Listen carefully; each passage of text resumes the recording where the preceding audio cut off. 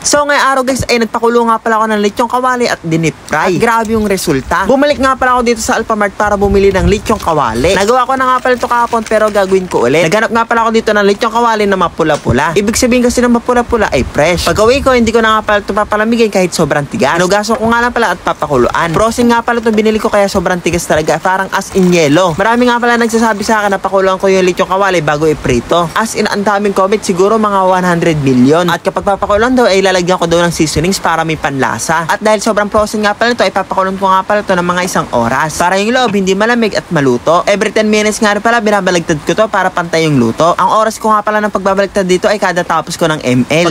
Pagkakatapos ko nga pala maglaro ng ML, babaligtarin ko yan. So far guys, wala pa naman ako nakikitang problema dito. Yun nga lang, nauubos na nga pala yung tubig kasi natutunaw. Pero senyales na nga pala yan na okay na to. I-deep-fry ko nga rin pala to guys, kaya papatuyuin ko na muna. As a professional chef nga pala guys, ang pagpapatuyo ko nga pala dito ay 1 oras din dapat. Ang kaso guys, habang pinapalamig ko nga pala to, may nakita nga pala ako hindi dapat makita. Talaga nagulat ako guys kasi hindi ko ina-expect na makikita ko to dito. Ayan o guys, pinakita ko na dito sa video. Ayan, kinakapakapa ko nga pala dito na malamig pa. Nabad trip talaga ako dito guys, kaya ayan, pinakulan ko ulit. 20 minutes ko nga rin pala to pinakulan. Sinabi ko, luto man o hindi, kukunin ko na to. Kasi masyado na nga pala siya matagal at ubos na yung gasol namin. At ayun guys, nagka-problema ulit ako dito kasi hindi ko nga pala siya matuyo-tuyo. Kaya ayoko rin pakulan to kasi doble yung hassle. Mas maganda yata kung rektang mantika na lang yung gawin ko. No choice request to ng mga nagko-comment. Hinati ko nga pala to sa gitna kasi hindi ko talaga siya matuyo. Yung kalahati nga pala guys ay papaulam ko nga pala kalawaiti. Siya nga pala yung aso namin kulay brown. At ito na nga yung inaantay nyo guys, i-deep-fry ko na nga pala yung lechong kawali dito. Normal lang ba to sa non-stick pan guys, yung maraming gasgas sa ilalim? Ako lang naman yung nagamit dito at hindi ko alam kung ba't nagagasgasan. Yung mantika nga palang ginamit ko, ito nga pala yung mantikang ginamit ko kahapon. Nilagay ko na nga pala yung lechong kawali kahit hindi pa nakulo yung mantika. Tapos nung uminit na nga pala guys, nagwawala na nga pala yung mantika. Kaya yung ginagawa ko dito, sinisilip-silip ko na lang yung lechong kawali. Sayang talaga yung skincare ko kapag natalsikan ako niyan. Pero lahat nga pala ng paghihirap ko guys, parang worth it. Kasi kung nakikita nyo nga pala yung golden brown na yan lang naman yung mumukbangin ko mamaya. Hangin ko na nga pala to guys kasi luto na nga pala to. Pero sa hindi naasahan guys, nabitawan ko nga pala yung lechong kawali. Naligo lang naman yung paa ko sa kumukulong mantika. Okay lang nyo kasi hindi naman nag-skincare sa paa. Kaya guys, tara kain tayo.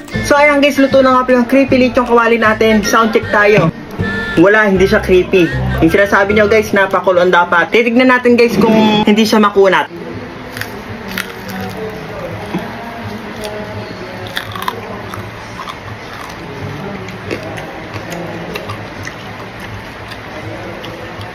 Lambot! Para siyang tinapay guys, tignan nyo. Grabe lambot guys! Wow! Hindi siya creepy pero sobrang lambot niya, para siyang tinapay. Tignan nyo guys. Wow! Yung laman kaya. Ito yung laman niya guys. Init. Ito guys, laman niya. Wow! Tignan natin kung makunat.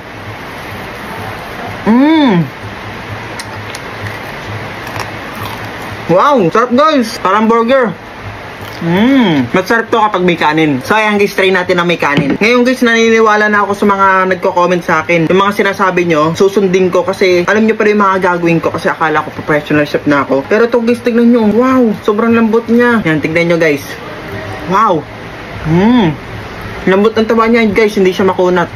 Megit 1 oras ko nga rin pala ito pinakuluan. Yun nga lang guys, di siya creepy. Yun lang yung minus point sa kanya. Pero i-rate ko to guys ng 8/10.